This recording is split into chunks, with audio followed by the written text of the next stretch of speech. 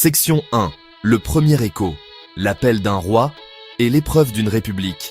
L'histoire longue et complexe de la conquête romaine de la Grèce n'a pas commencé par des légions traversant la mer. Elle n'est pas née d'une déclaration d'ambition impériale.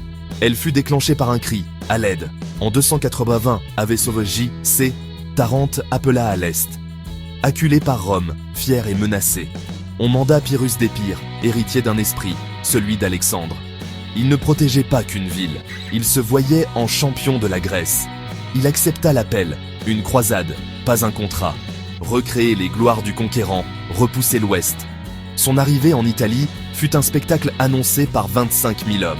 Hoplites, archers, cavalerie, école hellénistique et une arme inconnue en Italie. 20 éléphants, chars d'assaut de l'Antiquité. Sauveur pour les uns, menace existentielle pour Rome. À Héraclée, les éléphants renversèrent les lignes romaines. Chevaux affolés, formation brisée, légionnaires piétinés. Victoire de Pyrrhus. Défaite cuisante pour Rome. Un an plus tard, Asculum confirma sa supériorité tactique, mais au prix des meilleurs officiers et vétérans. Encore une telle victoire et nous sommes perdus. Pyrrhus. Naissait l'expression « victoire à la Pyrrhus ». Rome révéla son arme, résilience et capacité de reconstitution.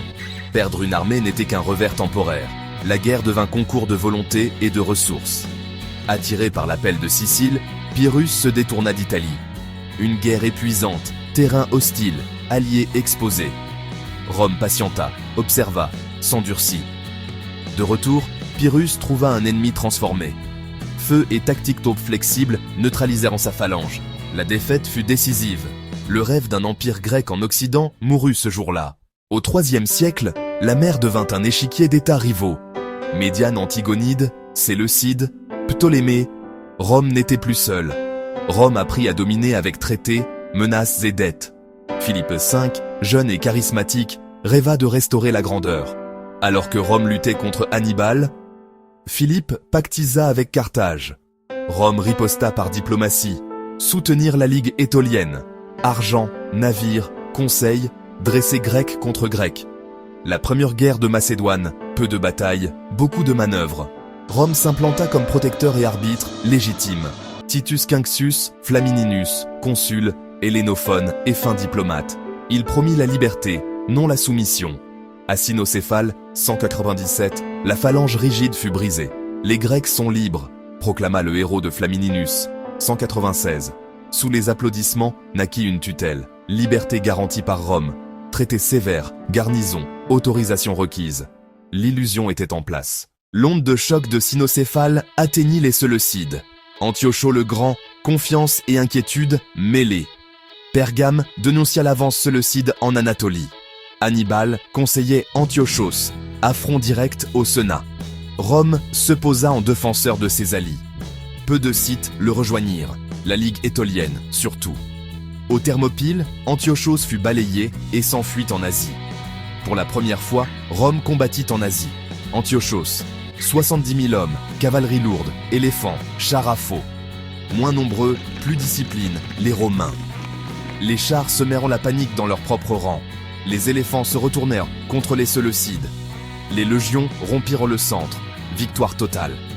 Perte des territoires à l'ouest du Taurus. Indemnité écrasante. Rome devint intercontinentale. L'ombre s'étendit. Le contrôle pouvait être indirect, mais total dans ses effets. Prochaine scène, le fils de Philippe face au destin. Persée grandit dans l'humiliation et la contrainte romaine. Sourire public, alliance secrète. Une rumeur suffit. Rome frappa. Lucius Aemilius Paulus. Enterré, non négocié. La phalange avança comme un mur de Saris. Le terrain brisa l'unite. Seconde fatale.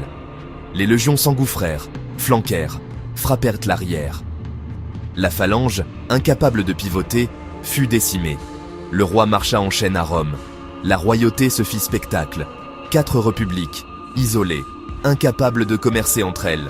Dans le vide, surgit Andriscos, fils de Persée. Il rallia paysans, désertués, aristocrates rancuniers. Stupeur à Rome. Un Romain vaincu en Macédonie. Expédition punitive, méthode et brutalite. Andriscos isole, livre par les siens. Rome ne négocia pas avec les fantômes. La province naquit. Gouverneur, impôts, patrouille. Il y avait à Corinthe quelque chose que Rome ne toléra pas. L'orgueil.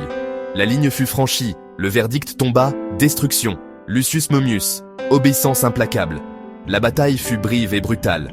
Incendie, pillage méthodique, massacre et esclavage. L'art gagna Rome, butin et prestige. Si on casse, on remplace. Pragmatique ou ignorant, la même année, Carthage fut rasséée. L'ordre ancien cessa. Le philosophe servit, l'artiste fut captif, l'orateur exil. L'ambiguïté mourut à Corinthe. Vint alors une conquête silencieuse. Éduquer les Romains. Logique, éthique, rhétorique. Aristote et Platon au service du Sénat. Leur esprit fut prise, leur statut rappel. Posséder la Grèce devint un signe de statut. Influence maximale, autonomie minimale. Beaucoup périrent, d'autres survécurent, copie et cache. Quand Rome déclinait, la Grèce reparlait.